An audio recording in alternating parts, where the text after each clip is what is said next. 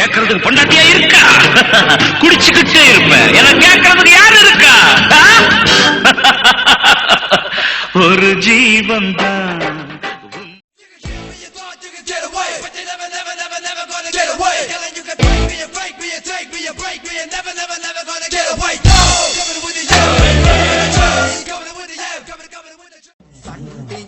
சண்டியரே சண்டியரே சண்டியரே சண்டியரே சண்டியரே இவன் கரட்டு மேட்டில் காத்த போல திரிஞ்ச பையன். சாவுன்னா பயப்படுறதுக்கு உன்ன மாதிரி காசுக்கு மாரடிக்கிற எச்ச கூலிப்படம் நினைச்சியா? பாண்டியன்